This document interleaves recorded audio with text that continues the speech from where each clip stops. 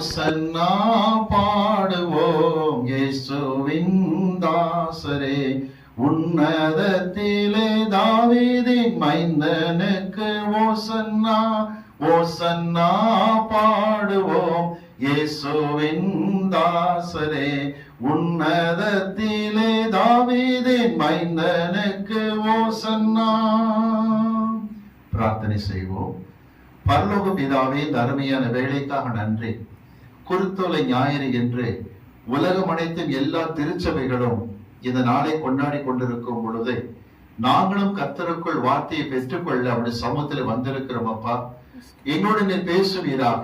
இந்த யூடியூப் வாயிலாக செய்தியை கேட்கிற ஒவ்வொருவர் உள்ளத்தில் கர்த்தர் கிரியை செய்யும்படிக்கு தாழ்த்துகிறோம். நீ பொறுப்பேற்றுக் கொள்ளும். உடைய தெய்வீக நாமத்தை மகிமைப்படுத்தும். இயேசு கிறிஸ்துவின் நாமத்தில் ஜெபங்கேடும் அல்ல பிதாவே, ஆமென். கிறிஸ்துவுக்குள் பிரியமானவர்களே, 118ஆம் சங்கீதத்திலிருந்து இன்னைக்கு நாம் வார்த்தைகளை பெற்றுக்கொள்ள இருக்கின்றோம். இந்த 118ஆம் சங்கீதம் என்பதை எஸ்ரா என்பவர் அமைக்கும் பொழுது மிக ஆச்சரியமாக அமைத்திருக்கிறார். ஒன்று தெரியுமா? வேதத்திலேயே கவனியுங்கள், சிறிய அதிகாரம் எனப்படுவது 117ஆம் சங்கீதமாகும்.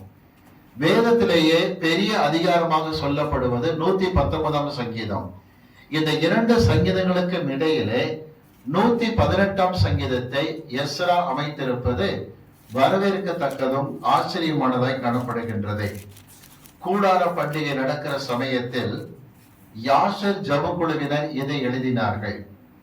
எந்த சந்தர்ப்பம் என்பதை உங்களுக்கு நான் சொல்ல விரும்புகின்றேன். கிறிஸ்துவுக்கு முன் 444ஆம் ஆண்டு நடக்கிற சமயத்தில் எஸ்ரா, நெகேமியா, செருபாபேல் தேவனுடைய ஆலயத்தை கட்ட ஆரம்பித்த நாட்களில் தடைகள் நிறைய ஏற்பட்டு 16 ஆண்டுகள் ஆலய வேலை தடைப்பட்டு கர்த்தர் தடையை நீக்கி மறுபடியும் ஆலயத்தை கட்ட ஆரம்பிக்கும் பொழுது அதன் முற்று பெறுகிற பணிக்கெல்லாம் வந்து விட்டார்கள். இப்பொழுது அந்த கவனிங்க, அவர்கள் கட்டி முடிக்க போகிற ஆலயத்திற்கு வாசல் நிலைக்கால் வைக்க வேண்டும். வாசல் நிலைக்கால் வைக்கும் பொழுதுதான் யாசர் ஜபக்குழுவினர் 118ஆம் சங்கீதத்தை பாடினார்கள். அன்றிலிருந்து இன்று வரைக்கும் வாசல் நிலைக்கால் வைக்கப்படும் போது 118ஆம் சங்கீதத்தை யூதர்கள் பயன்படுத்தி வருகிறார்கள். எங்களுடைய இல்லம் பெத்தேல் என்கிற அந்த இல்லம் கட்டப்படுகிற சமயத்தில் கூட வாசல் நிலைக்கால் வைக்கப்படுகிற நேரம் வந்த பொழுது சேராவின் ஜபக்குழு என்கிற ஜபக்குழுவினரை நாங்கள் திருவள்ளூர் மாவட்டத்திலிருந்து அழைத்திருந்தோம். 118ஆம் சங்கீதத்தை வாசித்து அதன் தியானத்தின் அடிப்படையில் தான் வாசல் நிலைக்காலை பதித்தோம் என்று அறிந்து கொள்ளுங்கள். ஆக இன்றைக்கும் வாசல் நிலைக்கால் வைக்கிற சமயத்திலே பாடப்படுகிற அருமையான பாடல் தான் 118ஆம் சங்கீதம் என்று புரிந்து கொள்வோம். இந்த 118ஆம் சங்கீதத்தை பஸ்கா பண்டிகை வரும் பொழுது பாடுகிற பழக்கத்திற்கு யூதர் வந்தார்கள். அதாவது அப்பத்தை சாப்பிடும் முன்பதாக 113, 114ஆம் சங்கீதங்களை வாசிப்பார்கள். அப்பம் புசித்த பிறகு 115 முதல் 118 வரை உள்ள சங்கீதங்களை பாடுவார்கள். இந்த குறிப்பிட்ட 6 சங்கீதங்களை பாடிய பிறகு எழுந்து நின்று 136ஆம் சங்கீதத்தை ஸ்தோத்திர பாடலாக பாடி இந்த பஸ்கா ஆசரிப்பை முடிக்கிற காரியத்துக்கு வருவார்கள். மத்தேயு சுவிசேஷத்தில் கூட 26:30 சொல்லுகிறது, அவர்கள் ஸ்தோத்திர பாட்டை பாடிய பிறகு ஒலிவ மலைக்கு போனார் என்று. அது 136ஆம் சங்கீதம் என்பதை நீங்கள் ஞாபகத்தில் வைத்துக் கொள்ளுங்கள். இப்பொழுது நாம் இந்த 118ஆம் சங்கீதத்தில் இருந்து எல்லா வசனங்களையும் அல்ல, குருத்தோலை ஞாயிறாகி இந்த நாளுக்கேற்ற வசனத்தை வாசிக்க நாம் கேட்க போகிறோம். மாறி மாறி வாசிக்க போகிறோம். பாரதி ஒரு வசனமும் நீங்கள் ஒரு வசனமாக வாசித்தால் போதுமானது. எடுத்துக்கொள்ளுங்கள். 118ஆம் சங்கீதம் 19ஆம் வசனத்திலிருந்து 26 வரை மாறி மாறி வாசிப்போம். Praise the Lord. மாறி மாறி வாசிக்க தெரிந்து கொள்ளப்பட்ட சங்கீதம் 118 வசனம் 19 26 முடிய. நீதியின் வாசல்களை திறவுங்கள், நான் அவைகளுக்குள் பிரவேசித்து கர்த்தரை துதிப்பேன்.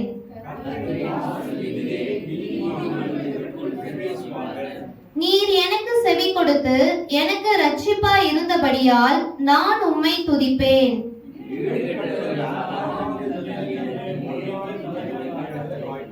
அது கர்த்தராலே ஆயிற்று, அது நம்முடைய கண்களுக்கு ஆச்சரியமாய் இருக்கிறது. கர்த்தாவே இரட்சியும், கர்த்தாவே காரியத்தை வாய்க்க பண்ணும்.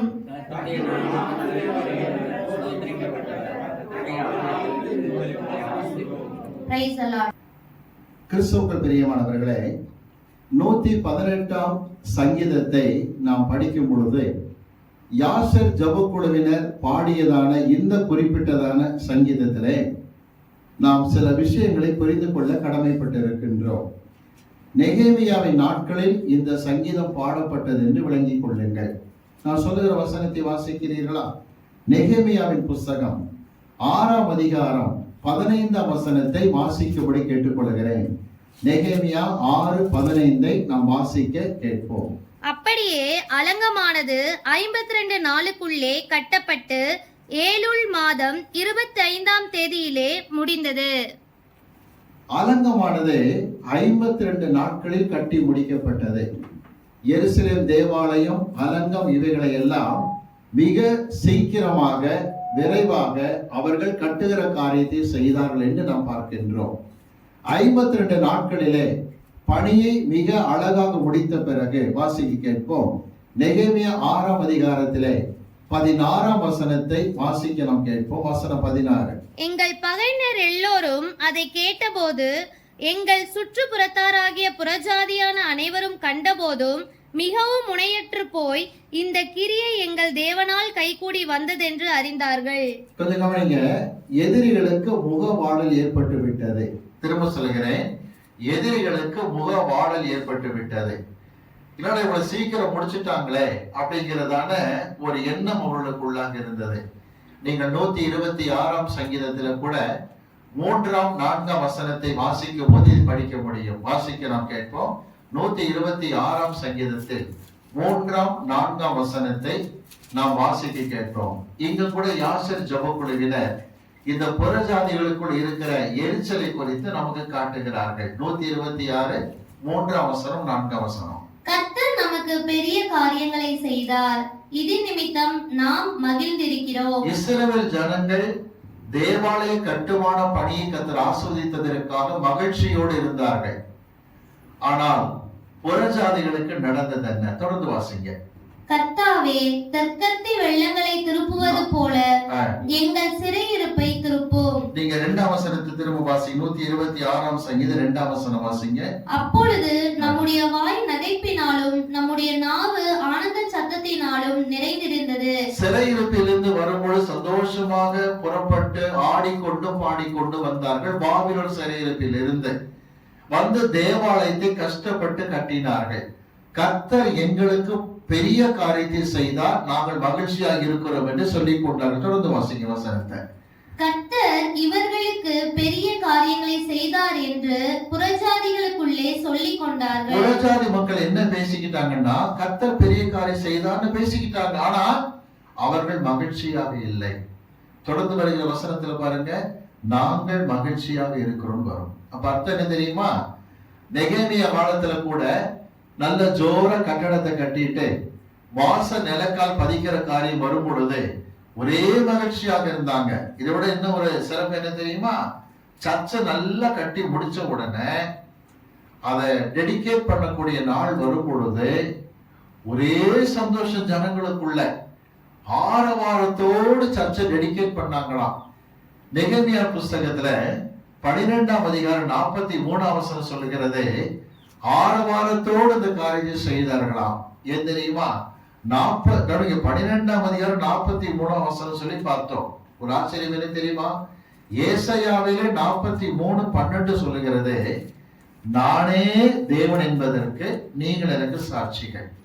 ஜனங்கள் ரொம்ப சந்தோஷப்பட்டு ஆரவாரம் பண்ணி சர்ச்சை டெடிகேட் பண்ற காரியம் செய்தாங்க. வாச நிலைக்கால் வைக்கிற சமயத்தில் கவனிங்க, 118ஆம் சங்கீதத்தை அவர்கள் சந்தோஷமாக பாடினார்கள். யாசர் ஜெபக் குழுவினர். இப்ப நம்ம வாசிக்க கேட்போமா? வாசல் நிலைக்கால சொல்வது கவனிக்கிறீங்களா? மெயின் என்ட்ரன்ஸ் ஒண்ணு இருக்கும், பிறகு உள்ள ஒரு என்ட்ரன்ஸ் இருக்கும். பெத்தல் என்கிற வீட்டை கட்டும் போது கூட எனக்கு இன்னும் ஞாபகம் இருக்கு. கடந்த வாரத்துல என்னுடைய நைனாவும் மம்மியும் வந்திருந்தாங்க கேஜிஎஃப்ல இருந்து. அங்க கிருபானந்த அங்கிள் பாத்தீங்கன்னா அவர் ஒரு என்ட்ரன்ஸை திறந்து வச்சாரு, அடுத்து மம்மி ஒரு என்ட்ரன்ஸை திறந்து வச்சாங்க. ரொம்ப நாங்க சந்தோஷப்பட்டோம். எதுக்கு சொல்ல வர தெரியுமா? இந்த 2 என்ட்ரன்ஸை கடந்து உள்ள போகும் பொழுது அவ்வளவு சந்தோஷமாக இருந்தது. அன்றைக்கு கூட கவனிங்க, எருசலேம் தேவாலயத்துல அந்த வாசல் நிலைக்கால பதித்து உள் நிலைக்காலை பதித்து உள்ளே நுழையும் போது என்ன பாடினாங்க வாசிக்கலாமா? 118ஆம் சங்கீதத்துல 19ஆம் வசனத்தை நாம் வாசிக்க கேட்போம். நீதியின் வாசல்களை திறவுங்கள். நீதியின் வாசல்களை திறவுங்கள். கவனிங்க, நீதியின் வாசல்கள் திறக்கப்படுவதாக என்று சொல்லிவிட்டு வாசிப்போம். தொடர்ந்து வாசிங்க.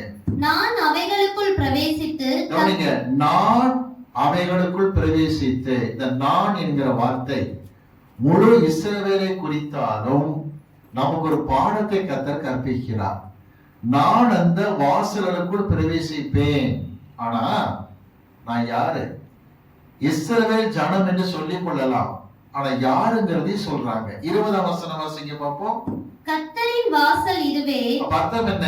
இதுதான் கர்த்தரின் வாசல். நீதியின் வாசல்கள் தான் கர்த்தருடைய வாசல்னு சொல்லிட்டு 20ஆம் வசனம் வாசிங்க. நீதிமான்கள் இதற்குள் பிரவேசிப்பார்கள். நீதிமான்கள் இதற்குள் பிரவேசிப்பார்கள். கவனிங்க, நான் அதற்குள் பிரவேசிப்பேன். நான் யார்? நீதிமான். நீதிமான் வார்த்தைக்கு அர்த்தம் என்ன தெரியுமா? உணர்வுள்ளவன். மறந்துடாதீங்க, அடிக்கடி பைபிள் ஸ்டடியில சொல்லிக்கிட்டு இருக்கிற வார்த்தை அதுதான். ஜெடாக்கா என்கிற எபிரேய பதத்திற்கு அர்த்தம் உணர்வுள்ளவன் என்பது பொருளாகும். உணர்வுள்ள ஜனங்கள் நீதியின் வாசல்களுக்குள் என்ன செய்வாங்க? பிரவேசிப்பாங்க. ஏன் தெரியுமா? அதுதான் கர்த்தருடைய வாசல் என்று நாம் பார்க்கின்றோம். சரி, நீதியின் வாசல் உணர்வுள்ள மக்கள் பிரவேசிப்பாங்கன்னு பார்த்தோம். இதன் விளக்கத்தை நாம் பெற்றுக்கொள்ள இருக்கின்றோம். உணர்வுள்ளவன்ற வார்த்தைக்கு நான் வருகின்றேன். திருச்சபை மக்களும் சரி, யூடியூப் வாயிலாக செய்தி கவனிக்கிற அனைவரும் சரி, சொல்லப்படுகிற வசனத்தின்படி நீங்கள் உணர்வுள்ள பிள்ளைகளாக இருப்பீர்களானால் சந்தேகமே கிடையாது, இந்த வாசலை பிரவேசிக்கிற சாக்கியத்தை கர்த்தர் உங்களுக்கும் தருகிறவராக இருக்கிறார். அடுத்த வாசல் எப்படிப்பட்ட வாசல் தெரியுமா? மத்தேயு சுவிசேஷம் எடுத்துக்கிடுங்க, 7ஆம் அதிகாரத்துக்கு வரலாம். மத்தேயு சுவிசேஷம் 7ஆம் அதிகாரம் எடுத்துக் கொள்ளுங்கள். 14ஆம் வசனத்தை நாம் வாசிப்போம். மத்தேயு 7:14. ஜீவனுக்கு போகிற வாசல் இடுக்கமும் வழி நெருக்கமுமாய் இருக்கிறது. கவனிக்கிறீங்களா? ஜீவனுக்கு பரலோகத்துக்கு போகிற வாசல், நல்ல கவனிங்க, பரிசுத்தமான ஸ்தலத்துக்குள் பிரவேசிக்கிற வாசல் மாதிரி இடுக்கமானது வழி நெருக்கமானதுன்னா, சர்ச்சை கட்டி வாசல் வைக்கிறச்ச நெருக்கம் வச்ச அர்த்தம் கிடையாது. 16 வருஷம் ஆலயத்தின் வேலை தடைப்பட்டு பல போராட்டங்களை சந்தித்து அவமானங்கள் நிந்தைகளை அனுபவித்து வாசலை பதித்திருக்கிறார்கள். ஐயா, இது என்ன வாசல் தெரியுமா? இடுக்கத்தின் வாசல், நெருக்கத்தின் வாசலாக காணப்படுகிறதை கவனித்துக் கொள்ளுங்கள். இன்னைக்கு ஆண்டு பேசுகிற காரியம் என்ன தெரியுமா? பரலோகத்துக்கு போகிற வாசலானது இடுக்கமானது, வழி நெருக்கமானது. அந்த வாசலை பிரவேசிக்கத்தான் கர்த்தர் நம்மை அழைத்திருக்கிறார். அது எப்படிப்பட்ட வாசலாக இருக்கும்? எடுத்து வாசிக்கலாம். என்னோட கூட எடுத்துக்கொள்ள. வெளிப்படுத்துற விசேஷம் 22ஆம் அதிகாரம் எடுத்துக்கொள்வோம். வெளிப்படுத்துற விசேஷம் 22ஆம் அதிகாரம் எடுத்துக்கொள்வோம். 14ஆம் வசனத்தை நாம் வாசிக்க கேட்போம். 14ஆம் வசனத்தை வாசிக்க கேட்போம். ஜீவ விருட்சத்தின் மேல் அதிகாரம் உள்ளவர்களாவதற்கும், ஜீவ விருட்சத்தின் மேல் அதிகாரமாய் இருப்பதற்கும், வாசல்கள் வழியாய் நகரத்திற்குள் பிரவேசிப்பதற்கும், வாசல் வழியாய் கர்த்தருடைய நகரத்துக்குள் பிரவேசிப்பதற்கும், அவருடைய கற்பனைகளின்படி செய்கிறவர்கள் பாக்கியவான்கள். கற்பனைப்படி செய்கிறவன் தான் பாக்கியவான். ஒரு விஷயம் தெரியுமா உங்களுக்கு?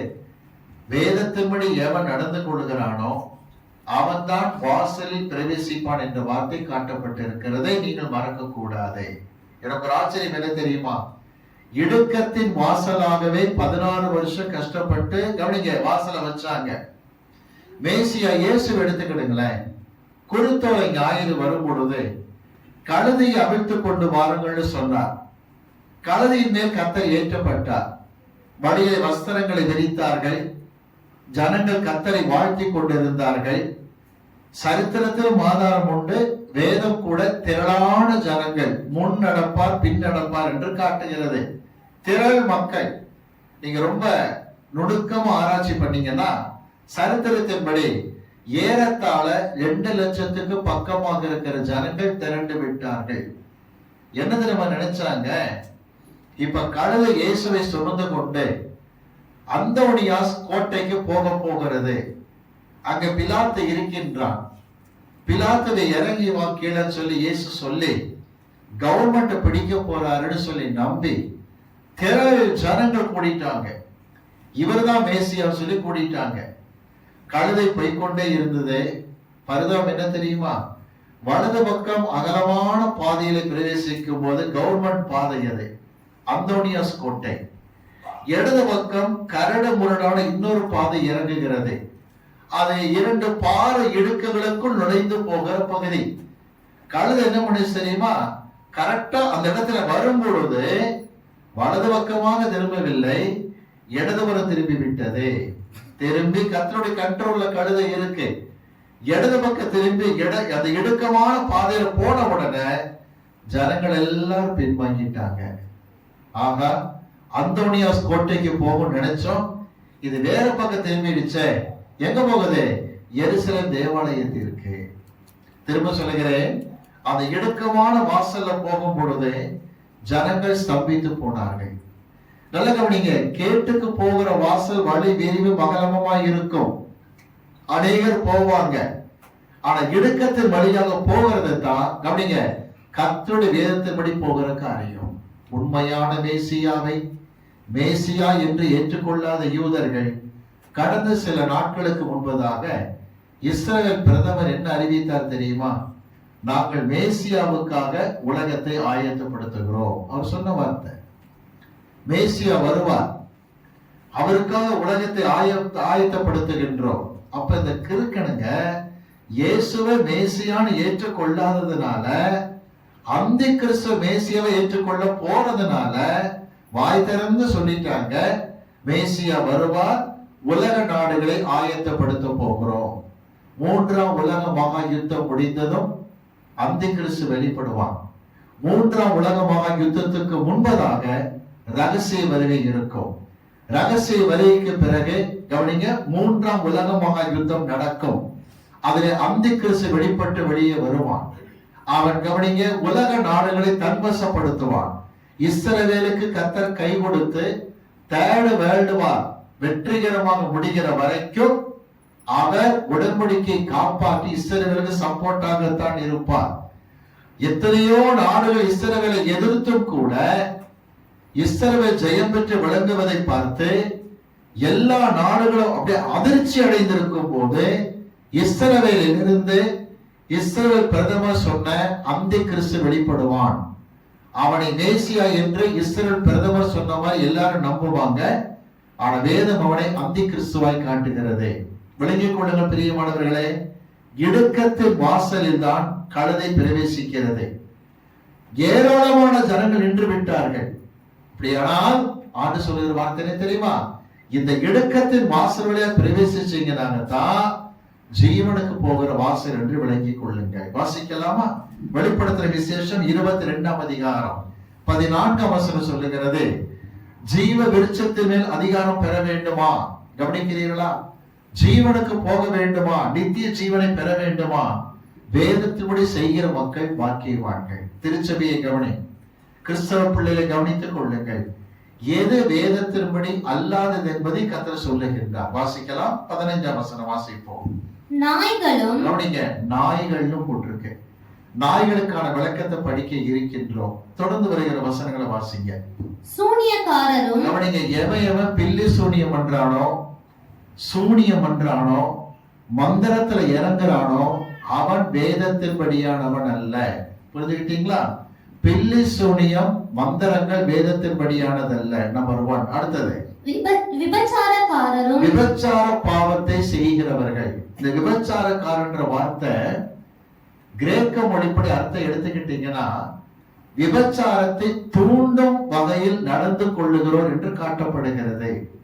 சில பேர் நினைக்கிறாங்க மாம்ச பிரகாரமாக தவறாக இருந்தால்தான் விபச்சாரம் என்று. ஆனா வேதம் கொடுக்கிற அர்த்தம் என்ன தெரியுமா?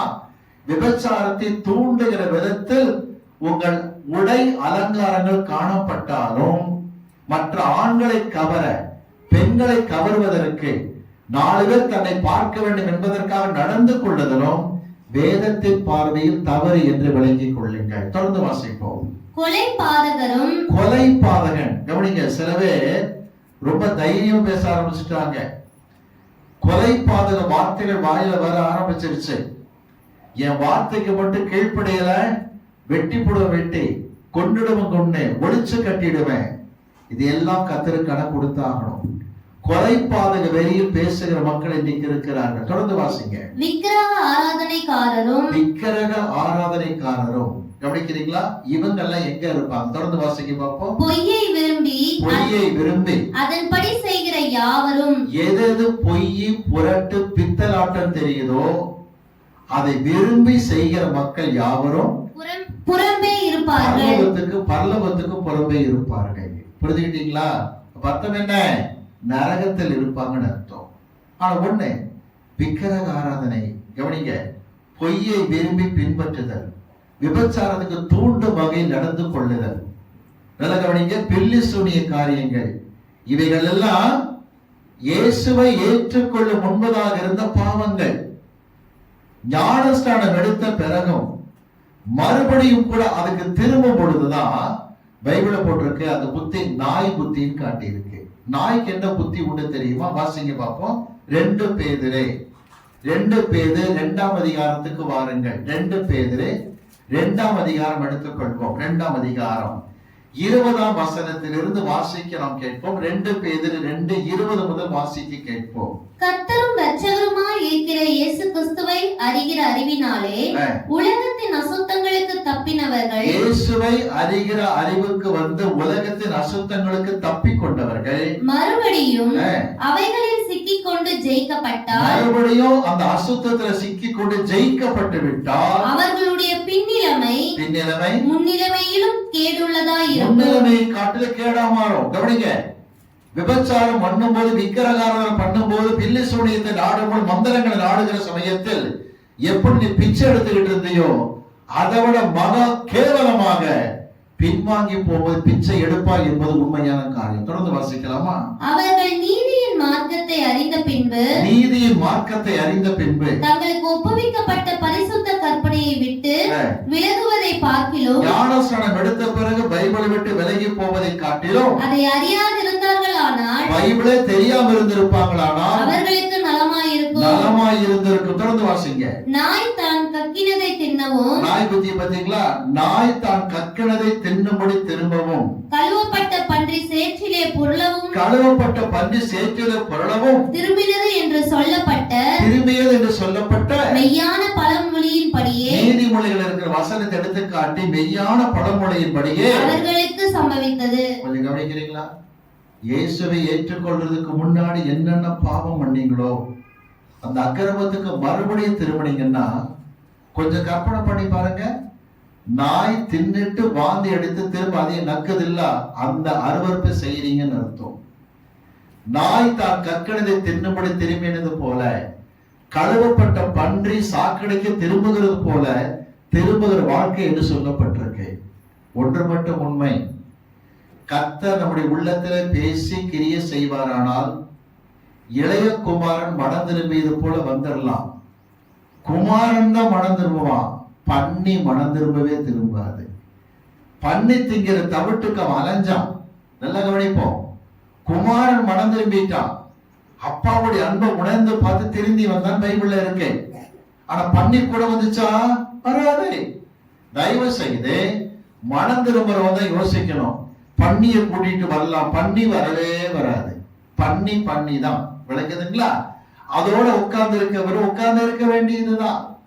திருந்தி வர விடாது பண்ணி. ஏன்னா பன்னிக்கு திருந்துற புத்தி கிடையாது. விளங்குதுங்களா? பன்னியை பார்த்த குதிரை மாதிரி நிமிந்து பார்த்து என்ன சொல்ல முடியுமோ, குடிச்சுக்கிட்டே தான் போயிட்டு இருக்காது. அதோட புத்தி அதுதான். தரையில எங்கெங்க அசுத்தங்கள் இருக்குன்னு பார்த்துக்கிட்டு இருக்கிறது பன்னி புத்தியே. ஆகவே குமாரன் மனம் திரும்பி வந்தான், பன்றி வருவதற்கு வாய்ப்பு இல்லை.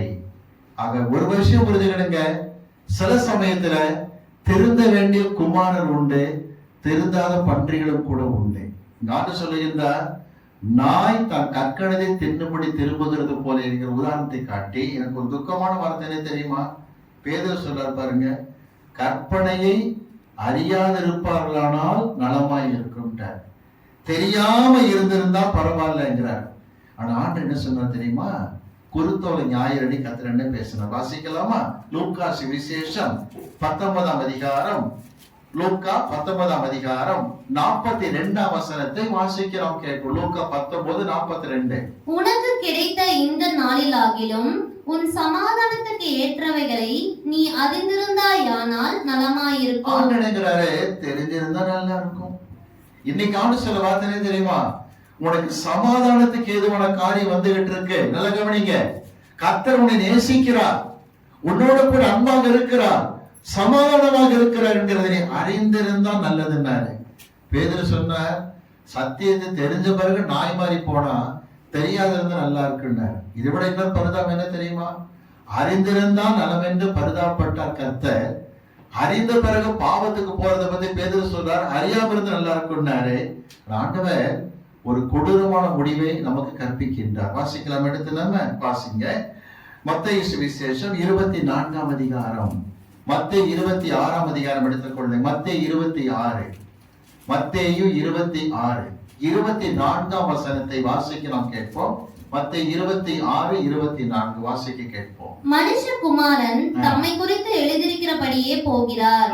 ஆகிலும் எந்த மனுஷனால் மனுஷகுமாரன் காட்டிக் கொடுக்கப்படுகிறாரோ அந்த மனுஷனுக்கு ஐயோ, அந்த மனுஷன் பிறவாதிருந்தான் ஆனால் அவனுக்கு நலமாயிருக்கும். ஆண்டு இன்னும் கொடூரமா சொல்றார், பிறக்காம இருந்தா கூட நல்லா இருந்திருக்குமேங்கிறாரு.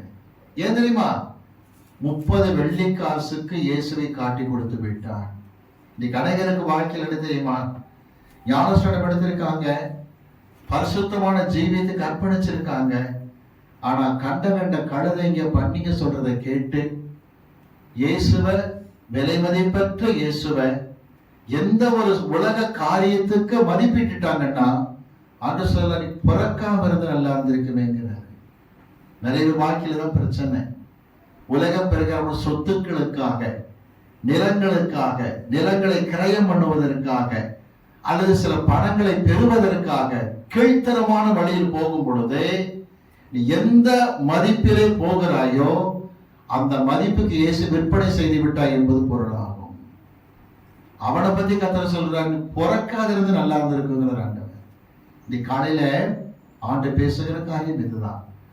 நாயானது கற்கடிதை தின்னும்படி திரும்புகிறது, நாய்கள் பரலோகத்துக்கு வராதுன்றார் ஆண்டவர். இடுக்கமான வாசல் தான் சத்தியத்தை அடக்கிற வாசல். அந்த வாசல்ல போறவன் எவனுமே கவனிங்க, இடுக்கத்துல போவான், விக்கிரகாராதனை பண்ண மாட்டான், பொய்யை விரும்பி நடக்க மாட்டான், பில்லு சுனியம் பண்ண மாட்டான், விபச்சாரத்துக்கு போக மாட்டான், நாய் புத்தி காட்ட மாட்டான், கவனமாகவே காணப்படுவான். வாசிக்கலாம், எடுத்து நம்ம லூக்கா சுவிசேஷத்துல இந்த வார்த்தை வாசித்துக் கொண்டு வருகின்றோம். இடுக்கத்தில் காரியங்கள் எல்லாம் நடந்தன. 16 வருஷங்கள் வேதனைப்பட்ட ஜனங்கள் தேவாலயத்தை தொடர்ந்து கட்ட ஆரம்பித்து வாசல் நிலைக்காலை பதிக்கிறார்கள். இப்ப நம்ம வாசிக்கலாம். 118ஆம் சங்கீதத்திலே 21ஆம் வசனத்தை வாசிக்கலாம், கேட்போம். 118:21. நீர் எனக்கு செவி கொடுத்து எனக்கு ரட்சிப்பாய் இருந்தபடியால் நான் உம்மை துதிப்பேன். இப்ப வரக்கூடிய வசனங்கள்ல கவனிங்க, சில பதங்களை எடுத்து காட்டுறேன், அத மனசுல பதிங்க. ஆண்டவராக இயேசு கிறிஸ்து குருத்தோலை ஞாயிறு அன்றைக்கு பவனி வரும் பொழுது இந்த வார்த்தைகள் பின்பற்றப்பட்டிருப்பதை பார்க்கலாம். என்ன தெரியுமா? செவி கொடுக்கிறவர் ஏன் ஓசன்னா என்று அந்த ஜனங்கள் ஆர்ப்பரிக்கும் பொழுது அவர் செவி கொடுத்தார். வேதபாரக பரிசேயர் உருமுறுத்தார்கள். அவர் சொன்னார், இவர்கள் சொல்லுகிறதை கேட்கிறீரோ? அப்படி நான் கேட்கிறேன் கேட்கிறேன். மத்த 21 வாசிக்கிறோம், கவனிங்க, கேட்கிறேன். குழந்தைகள் பாலகர் வாயிலே பலன் அல்லது துதியை உண்டு பண்ணினீர் கேட்கிறேன் அப்படிங்கிறார் ஆண்டவர். ஆண்டவர் கவனிங்க, செவி கொடுக்கிறார். உங்களுக்கும் எனக்கும் ரட்சிப்பாக இருக்கிற தேவனாக இருக்கிறார். வாசிக்கலாமா? 118 சங்கீதத்துல 25 வசனத்தை பாருங்கள். கர்த்தாவே ரட்சியும். ஓசன்னா, கவனிங்க, கர்த்தாவே எங்களை ரட்சிப்பீராக. கவனிங்க, ஓசன்னான்னு சொன்னா கர்த்தாவே ரட்சியும் என்பது பொருள். Lord save us. கர்த்தாவே ரட்சியும். அவர் செவி கொடுத்து கவனிங்க ரட்சிப்பா இருக்க விரும்புகிறார். இன்னொரு வார்த்தை பார்க்கலாமா? 24 வசனத்தை வாசிங்க. 118 24 வாசிப்போம். இது கர்த்தர் உண்டு பண்ணின நாள், இதிலே களிகூர்ந்து மகிழ கடவோம். களிகூறுதல் மகிழ்ச்சி. கவனிங்க, களிகூறுதல் மகிழ்ச்சி, ரட்சிப்பு. ரட்சிப்புல ஒரு காரியம் என்ன தெரியுமா? 25 வசனத்துல கர்த்தாவே ரட்சியும், கர்த்தாவே காரியத்தை வாய்க்க பண்ணோம். கவனிங்க, 4 பாயிண்ட் சொல்லிட்டு வரேன். களிகூறுதல் மகிழ்ச்சி, ரட்சிப்பு, காரியத்தை வாய்க்க பண்ணுதல். எதை காட்ட தெரியுமா? 60 வருஷம் முந்தி நடந்ததை எடுத்து காட்டுறாங்க. 60 வருஷம் முந்தி என்ன நடந்துச்சு வாசிக்கலாமா? எஸ்தரி சரித்திரத்துக்கு வாங்க, தயவு செய்து 4ஆம் அதிகாரத்துக்கு வாங்க. எஸ்தரி சரித்திரம் 4ஆம் அதிகாரம் 14ஆம் வசனத்தை வாசிக்கிறோம், கேட்போம். எஸ்தரி சரித்திரம் 4ஆம் அதிகாரத்திலே மொர்தெகாய் எஸ்தருக்கு சொன்ன அறிவுரையை பாருங்கள். எஸ்தர் 4:14 வாசிப்போம். நீ இந்த காலத்திலே மௌனமாய் இருந்தால் யூதருக்கு சகாயமும் ரட்சிப்பும் வேறொரு இடத்திலிருந்து எழும்பும். எஸ்தர் கவனித்துக்கொள், ரட்சிப்பை கர்த்தர் வேறு இடத்தில் கொண்டு வந்துருவார். எஸ்தர் அமைதியாக இருக்காதே, மௌனமாய் இருக்காதே, ரட்சிப்பு வர காத்திருக்கிறது. ரட்சிப்பு வாசிக்கலாமா? எஸ்தர் 8ஆம் அதிகாரத்தை எடுத்துக்கிடுங்க. எஸ்தர் 8ஆம் அதிகாரம் 16ஆம் வசனத்தை வாசிங்க. சட்டத்தை தேவன் மாற்றி அமைத்த பிறகு என்ன நடந்துச்சு? எஸ்தர் 8:16 வாசிங்க. இவ்விதமாய் யூதருக்கு வெளிச்சமும் மகிழ்ச்சியும் களிப்பும் கனமும் உண்டாயிற்று. களி கூறுதல் மகிழ்ச்சி, கவனிங்க, ரட்சிப்பு யாருக்கு? யூதருக்கு உண்டாயிற்று. அடுத்த வார்த்தை வாசிக்கலாமா? 9ஆம் அதிகாரம் எஸ்தர் புஸ்தகத்துல எஸ்தர் 9:1 வசனம் வாசிங்க பாப்போம். எஸ்தர் 9:1. ராஜாவின் வார்த்தையின் படியும் அவனுடைய கட்டளையின் படியும் செய்யப்படுகிறதற்கு ஆதார் மாதம் என்கிற 12ஆம் மாதம் 13ஆம் தேதியிலே யூதரின் பகைஞர் அவர்களை மேற்கொள்ளலாம் என்று நம்பினார்களே. அந்த நாளிலே தானே யூதரானவர்கள் தங்கள் பகைஞரை மேற்கொள்ளும் படிக்கு காரியம் மாறுதலாய் முடிந்தது. காரியத்தை கர்த்தர் வாய்க்க பண்ணினார். ஹல்லேலூயா. என்ன வார்த்தை பாத்தீங்க? காரியம் வாய்த்தல், காரியம் மாறுதலாய் முடிந்து யூதருக்கு களிப்பு, மகிழ்ச்சி, ரட்சிப்பு உண்டானது. ஒரு காரியம் கவனிங்க, 3 நாள் உபவாசம். இன்னும் 11 மாசத்துல யூதர் கொலை செய்யப்பட கட்டளை, இடுக்கல், கண்ணீர், வேதனை. கர்த்தர் அந்த வாசல்ல அனுமதித்தார் பிள்ளைகளை. அந்த வாசல்ல கடந்து போனாங்க. கர்த்தர் செஞ்ச காரியம் என்ன தெரியுமா? யூதருக்கு ரட்சிப்பை கர்த்தர் கொடுத்தார், மகிழ்ச்சியை கொடுத்தார், களிகூறுதலை கொடுத்தார். காரியம் மாறுதலாய் முடிவுடி கர்த்தர் கிரியை செய்தார். இந்த பாயிண்ட மறந்துடாதீங்க. இன்னும் 24 நாட்கள்ல நாம் ஓட்டளிப்பதற்காக காத்து கொண்டிருக்கின்றோம். எலெக்ஷன் இன்னும் கரெக்டா 5 வாரம் கழிச்சு தமிழ்நாட்டு ரிசல்ட் தெரிய போகுது. என்னங்க செய்யலாம்? 4 வார்த்தை பாத்தீங்களே. ஐயா, தமிழ்நாட்டுக்கு ரட்சிப்பு வேணும். கவனிங்க, காரியம் கரெக்டா வாய்க்கணும். கர்த்தாவே ரட்சியும், கர்த்தாவே காரியத்தை வாய்க்கப்படணும். எங்களுக்கு களி கூறுதல் வேண்டும், மகிழ்ச்சி வேண்டும். அப்பா ரொம்ப சந்தோஷம். ஆனா முக்கியமான பாயிண்ட புரிஞ்சுக்கணும். என்ன வாசிக்கலாமா? 118ஆம் சங்கீதம் 22ஆம் வசனத்தையும் 23ஆம் வசனத்தையும் வாசிக்க நாம் கேட்போம்.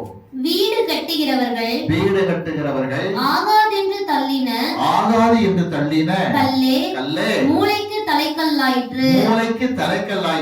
அது கர்த்தராலே ஆயிற்று. கர்த்தரால் தான் ஆயிற்று. அது நம்முடைய கண்களுக்கு ஆச்சரியமாக இருக்கு. ஒரு விஷயம் தெரியுமா உங்களுக்கு?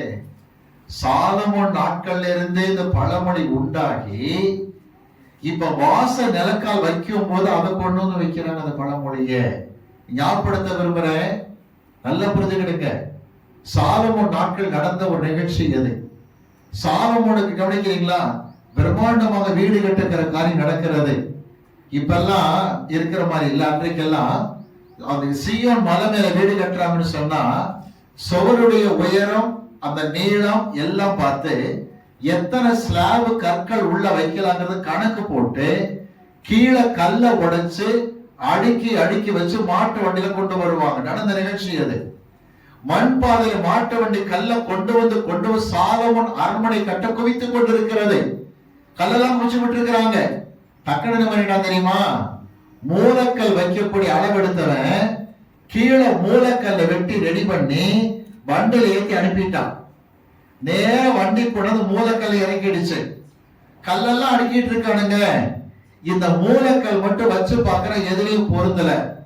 தூக்கி ஒரு பக்கம் வைடா அப்படின்னா வச்சுட்டாங்க. போக வர நடக்கும் போது தட்டுச்சு. என்னோட டிஸ்டர்ப் பண்ணிட்டு இருக்குன்னு சொல்லி உருட்டுறான்னா அந்த மலர்பாதை கொஞ்சம் உருண்டு அடுத்த திட்டுல வந்து நிக்கிது கல்லு. இப்ப கட்டிக்கிட்டே வர பயலுக மூலக்கல்ல வைக்கிற நேரத்துல தேடுறான் மூலக்கல்ல காணும். கீழே ஆள் அனுப்பிட்டான். மூலக்கல்ல குடுறான்னு கொடுத்துட்டேங்கிறான். கீழே உள்ளவன் என்னடா கொடுத்துட்டேங்கிற கல்ல இல்லைங்கிறான். அப்ப ஒருத்தங்கன்னா மேஸ்திரியை பார்த்து, கீழே உன உருட்டி தள்ளியே அந்த கல்லா இருக்குமோன்னா கயிறை போட்டு கட்டி இழுத்தானுங்க. அந்த கல்லை கொண்டு வந்து வச்சான் பாருங்க, கரெக்டா பொருந்துச்சு. அப்போ ஒரு பழமொழி வந்துச்சு. என்ன பழமொழி? சாலமோன் நாட்கள்ல ஆகாதென்று தள்ளப்பட்ட கல்லே சொல்லுங்க மூளைக்கு தலைக்கல்லாயிற்று. தலைமுறை தலைமுறை தலைமுறையாய் அந்த வார்த்தை சொல்லிக்கிட்டே வந்தாங்க. இத பேதுரு எப்படி எடுத்து காட்டுறார் தெரியுமா? இந்த குருத்தோலை ஞாயிறிலே நடந்த நிகழ்ச்சிக்கு ஆதாரமாக வாசிக்கலாமா? 1 பேதுரு 2ஆம் அதிகாரத்துக்கு வாருங்கள். 1 பேதுரு 2ஆம் அதிகாரம் 6ஆம் வசனத்திலிருந்து 8ஆம் வசனம் வரைக்கும் வாசிக்கலாம், கேட்போமா? 1 பேதுரு 2 6 முதல் 8. அந்தபடியே இதோ தெரிந்து கொள்ளப்பட்டதும் வெளியேற பெற்றதுமாயிருக்கிற மூளைக்கல்லை சீயோனில் வைக்கிறேன். இயேசு கிறிஸ்து தான் வெளியேற பெற்ற அந்த மூளைக்கல்லாக இருக்கிறார். வாசிங்க. அதின் மேல் விசுவாசமாய் இருக்கிறவன், இந்த மூளைக்கல்லாக இயேசு கிறிஸ்துவில் எவன் விசுவாசமாய் இருக்கிறானோ வெட்கப்படுவதில்லை, வெட்கப்பட்டு போகவே மாட்டான். தொடர்ந்து என்று வேதத்திலே சொல்லி இருக்கிறது. ஆகையால் விசுவாசிக்கிற உங்களுக்கு அது வெளியேற பெற்றது. கவனிங்க, பாப்டிசம் எடுத்து கர்த்தர் நம்புகிற பெத்லகேம் திருச்சபை மக்களுக்கு, அகில உலகத்தில் இருக்கிற எல்லா தேவ பிள்ளைகளுக்கும் அந்த கல் இயேசு கிறிஸ்து வெளியேற பெற்ற கல்லாக இருக்கிறார். தொடர்ந்து வாசிங்க. கீழ்ப்படியாமல் இருக்கிறவர்களுக்கோ, யார் யார் கீழ்ப்படியாமல் இருக்காங்களோ, வீட்டை கட்டுகிறவர்களால் தள்ளப்பட்ட பிரதான மூளைக்கல்லாகிய அந்த கல் இடறலுக்கு ஏதுவானதும் கல்லும் விழுதலுக்கு ஏதுவான கண்மலையும் ஆயிற்று. கவனிக்கிறீங்களா? சர்ச்சுக்கு தொடர்ச்சியா போறது சிலருக்கு இடரா காணப்படும். சர்ச்சுக்கு ரெகுலரா போற சில இடங்கள்ல கேட்பாங்க, சர்ச்சுக்கு போனியா? இவன் சாராயம் கட்சி போட மாதிரி. விளங்குதுங்களா? வந்ததே கர்த்தரை தேடத்தான், வந்ததே கர்த்தருடைய சமூகத்துல ஜெபம் பண்ணத்தான். சர்ச்சுக்கு போறது இடரல், கிறிஸ்தவரா இருப்பது இடரல், ஊழியத்தில் பங்கு கொள்கிற காரியம் இடரல், எல்லாத்திலும் இடரலாக இருக்கக்கூடிய மக்களை குறித்து சொல்லுகிறார். கீழ்ப்படியாத மக்களுக்கு அந்த இயேசு கிறிஸ்து, கவனிங்க, இடரை போகிற கல்லாகத்தான் இருக்கின்றார். தொடர்ந்து வாசிங்க பார்ப்போம். அவர்கள் திருவசனத்திற்கு கீழ்ப்படியாதவர்களாக இருந்து இடறுகிறார்கள். அதற்கென்று நியமிக்கப்பட்டவர்களாயும் இருக்கிறார்கள். அதுக்கு நியமிக்கப்பட்டாச்சு. ஒரு விஷயம் புரிஞ்சுக்கிடுங்க, திருந்த வேண்டிய ஆட்கள் உண்டு, அவன் தான் இளைய குமாரன். திருந்தாத ஆட்கள் உண்டு, அதுதான் பண்ணின்னு அர்த்தம். விளங்குதுன்னா பண்றீங்க தான் திருந்தாது. சிலரை எவ்வளவு சொன்னாலும் திருந்த மாட்டேங்கிறான். நாயை பார்த்து மியாவுன்னு சொன்னா சொல்ல நொல்லுன்னு குலைக்கும். அதுக்கு அதுதான் பழக்கம். அதை திரும்ப சொல்லுகிறேன், சிலர் வாழ்க்கையில பன்றித்தனமான புத்திகள் உண்டு. சர்ச்சுக்கு போறது அவங்களுக்கு என்னமோ பெரிய ஒரு பாவம் செஞ்ச மாதிரி எண்ணங்கள். ஆனால் பன்றி புத்தியில் காணப்படுகிற அந்த பன்றிகள் இளையகுமாரன் வாழ்க்கையில எவ்வளவோ பிரச்சனை அனுபவிச்ச மாதிரி அனுபவிச்சு திருந்தி வந்தான். கர்த்தர் சொல்லுகிறார், ஆகாதென்று தள்ளப்பட்ட அந்த கல்லை நீ விசுவாசிப்பாயானால் வெளியேற பெற்ற கல்லது. ஆனா சிலருக்கு அது இடறி போகிற கல்லாகத்தான் இருக்கிறது. இடறி போவதற்காகவே நியமிக்கப்பட்டுட்டாங்க. ஆனா இடறி போக நியமிக்கப்பட்ட ஆட்கள்கிட்ட நீ தோள் மேல் கை போட்டு கழுத்தை கட்டிக்கிட்டு வச்சுக்கோ, தொலைஞ்சன்னு அர்த்தம், உன் கதையை முடிஞ்சதுன்னு அர்த்தம். ஜாக்கிரதையாக இருப்போம். 118ஆம் சங்கீதத்தில் வாசிக்கிற காரியம் நல்ல கவனிங்க. ரட்சிப்பு, களிப்பு, மகிழ்ச்சி, காரியம் வாய்க்கப்பட வேண்டும் சொன்னா 22, 23 வசனம் சொல்லுகிறது. ஆகாதென்று தள்ளப்பட்ட கல்லே மூளைக்கு தலைக்கல்லா என்று. அந்த கல்லை நீங்க விசுவாசிக்கிற பிள்ளையாக இருக்கணும். கல்லை விசுவாசிக்கிற பிள்ளையாக இருந்தால் உங்களுக்கு ஆசீர்வாதம். ஆனால் இடறி போகிறதாக பார்க்கிற பிள்ளைகளை போல இருந்தால் ரட்சிப்பும் கிடையாது, களி கூறுதலும் கிடையாது, மகிழ்ச்சியும் கிடையாது, காரியம் வேற மாதிரி முடிஞ்சிரு கடைசியில. ஆகவே எலெக்ஷனுக்காக ஜெபிக்கிற நீங்கள் இதை மனதில் பதியுங்கள். தமிழ்நாட்டில் இருக்கிற எல்லா திருச்சபைகளுக்காகவும் ஊழியர்களுக்காக பாரத்தோடு ஜெபியுங்கள். எத்தனையோ இடங்களிலே ஸ்தாபன தலைவர்களே பன்றித்தனமாக நடந்து கொண்டிருக்கின்றார்கள். ஜாக்கிரதையாக இருக்க. எத்தனையோ பிஷப் என்று சொல்லிக் கொண்டிருக்கிறதான அரை பைத்தியங்கள், முழு பைத்தியங்கள் எல்லாம் இடறி போகிற காட்சி செய்து கொண்டிருக்கிறார்கள். ஜாக்கிரதையாக இருக்க முடியும் கேட்டுக்கொள்ளுகிறேன். எனக்கு அன்பானவர்களே, 118ஆம் சங்கீதத்தை படித்தோம். அதில் நாம் 26ஆம் வசனத்தை இப்பொழுது நாம் வாசிக்க கேட்போம். 118, 26 வாசிக்க கேட்போம். கர்த்தருடைய நாமத்தினாலே வருகிறவர் ஸ்தோத்திரிக்கப்பட்டவர். கர்த்தருடைய ஆலயத்திலிருந்து உங்களை ஆசீர்வதிக்கிறோம். ஒரு விஷயம் புரிஞ்சுக்கிட்டீங்களா? கர்த்தருடைய ஆலயத்தில் இருந்து நாங்கள் உங்களை ஆசீர்வதிக்கிறோம். ஒரு ஆச்சரியம் என்ன தெரியுமா? 26ஆம் வசனத்துல சொல்லப்பட்ட வார்த்தை, கர்த்தரின் நாமத்திலே வருகிறவர் ஆசீர்வதிக்கப்பட்டவராக இருக்கின்றார். வாசிக்கலாம். எடுத்து நம்ம எடுத்துக்கொள்வோம். லூக்கா சுவிசேஷம் 19ஆம் அதிகாரம் 38ஆம் வசனத்தை வாசிப்போம். லூக்கா 19:38 வாசிப்போம். கர்த்தருடைய நாமத்தினாலே வருகிற ராஜா ஸ்தோத்திரிக்கப்பட்டவர். ஆண்டவராகிய இயேசு கிறிஸ்துவை குறித்து குருத்தோலை ஞாயிறு என்று சொல்லப்பட்ட வார்த்தை, கர்த்தரின் நாமத்தில் வருகிற இந்த ராஜா ஸ்தோத்திரிக்கப்பட்டவராக இருக்கின்றார். தொடர்ந்து வாசிங்க. பரலோகத்திலே சமாதானமும், பரலோகத்தில் சமாதானமும், உன்னதத்திலே மகிமையும் உண்டாவதாக என்று மிகுந்த சத்தத்தோட தேவனை புகழ்ந்தார்கள். குருத்தோலை ஞாயிறுக்கு சொல்றாங்க, கர்த்தரின் நாமத்தில் வருகிற ராஜா ஸ்தோத்திரிக்கப்பட்டவர், உன்னதத்திலே மகிமை, பரலோகத்திலே சமாதானம் சொன்னாங்களாம். 33 வருஷத்துக்கு முன்னாடி பரலோகம் என்ன சொல்லியது தெரியுமா? இயேசு பிறந்த உடனே உன்னதத்திலே தேவனுக்கு மகிமையும், சொல்லுங்க, பூமியிலே சமாதானம். இப்ப ஜனங்க சொல்றாங்க, கவனிங்க, பரலோகத்திலே சமாதானம் இருக்கட்டும், அதை உன்னதத்தில் மகிமை விளங்குவதாக. என்ன கர்த்தர் சொல்லா புரிஞ்சுக்கிடுங்க. கர்த்தன் வாழ்க்கையில் இந்த ஆசீர்வாதத்தை கொடுக்கணும்னு சொன்னா நமக்காக அவர் பாடுகளை சகித்தாக வேண்டும்.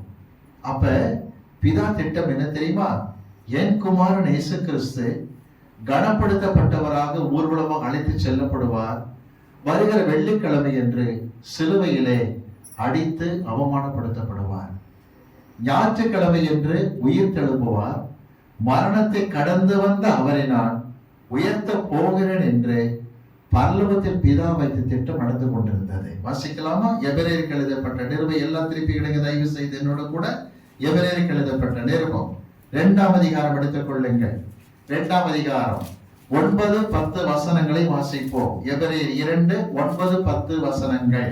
என்றாலும் தேவனுடைய கிருபையினால் ஒவ்வொருவருக்காகவும் மரணத்தை ருசி பார்க்கும்படிக்கு தேவதூதரிலும் சற்று சிறியவராக்கப்பட்டிருந்த இயேசு மரணத்தை உத்தரித்ததின் நிமித்தம் மகிமையினாலும் கனத்தினாலும் முடிசூட்டப்பட்டதை பார்க்கிறோம். கனத்தை பெற்றுக் கொண்டார். எப்படி தெரியுமா?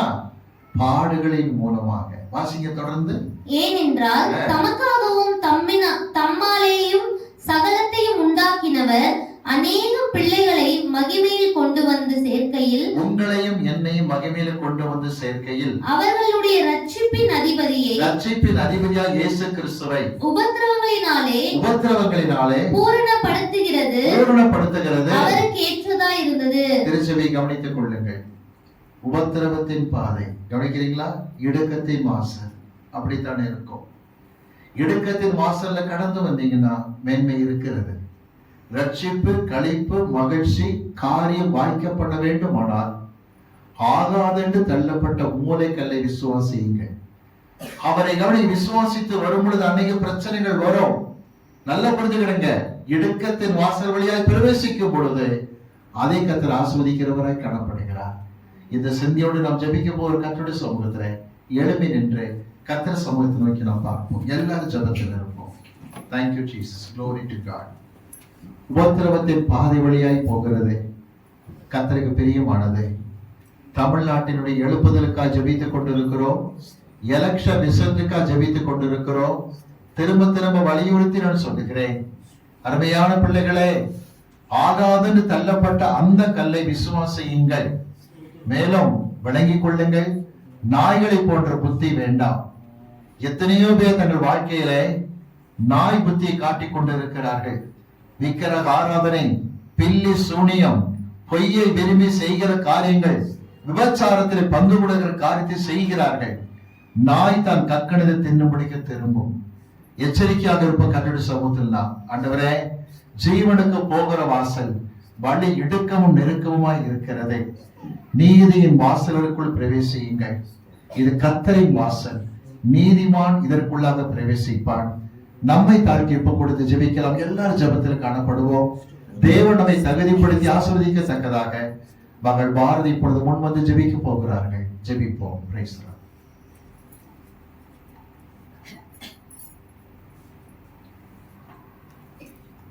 ஜெபிப்போம். ஸ்தோத்திரம் ஆண்டவரே, ஸ்தோத்திரம் ஸ்தோத்திரம் ஸ்தோத்திரம் ஸ்தோத்திரம் ஸ்தோத்திரம் அப்பா. நாங்கள் கேட்ட இந்த வார்த்தையின் நிமித்தம் தேவனே சமூகத்துல வந்து ஜெபிக்க எங்களுக்கு கொடுத்த கிருபைக்காய் இரக்கங்களுக்காய் நன்றி ஆண்டவரே. தேவனே, நீர் எங்கள் மேல மகா பெரிய கிருபையை வைத்திருக்கிறீங்க அப்பா. அதற்காக உமக்கு கோடி கோடி நன்றிகளை எடுத்து ஜெபிக்கிறோம் அப்பா. தேவனே, எங்களை உம்முடைய பிள்ளைகளாய் தெரிந்தெடுத்திருக்கிறீரே, அதற்காக உமக்கு ஸ்தோத்திரம் ஆண்டவரே. ஆண்டவரே, உம்மை பின்பற்றி வருகிற எங்களுக்கு இடுக்கமான வாசலின் நிமித்தமாய் தேவனே இருக்கிற போராட்டங்களின் நிமித்தமாய் நாங்கள் கடந்து வர மனமகிழ்ச்சியோடு உம்மை பின்பற்றி வர எங்கள் ஒவ்வொருவருடைய இருதயத்தையும் நீங்க ஆயத்தப்படுத்தும்படியாய் ஜெபிக்கிறோம் அப்பா.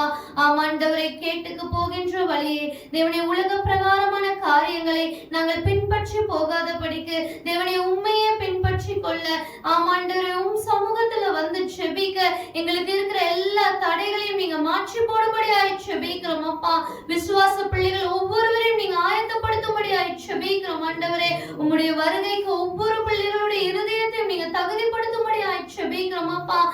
ஆண்டவரே, பிள்ளைகள் கிட்ட எந்த ஒரு பரலோகத்திற்கு புறம்பான காரியங்கள் இருக்குமானால் தேவனே அதை விட்டு பிள்ளைகளை நீங்க விலக்கி கொண்டு வரும்படியாய் ஜெபிக்கிறோம் ஆண்டவரே.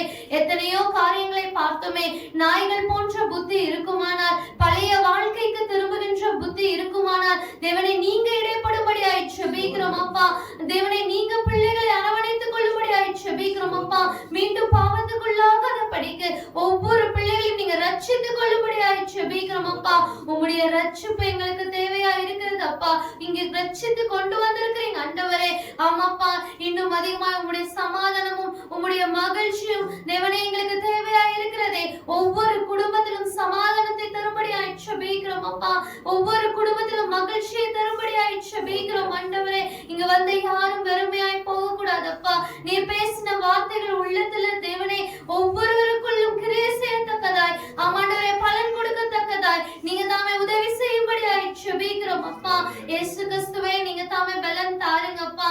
நம்முடைய வருகைக்கு ஒவ்வொரு பிள்ளைகளையும் நீங்க ஆயத்தப்படுத்துங்க தகப்பனே. மெசேஜ் கொடுத்த அங்களையும் நீங்க தாமே கண்ணோக்கி பார்க்கும்படியாய் ஜெபிக்கிறோம் அப்பா. உம்முடைய கரம் அவரோடு இருக்கட்டும் தகப்பனே. அவரை மறைத்து நீங்க எங்களுக்கு ஒவ்வொருவருக்கும் வெளிப்பட்டு இருக்கிறீங்க ஆண்டவரே.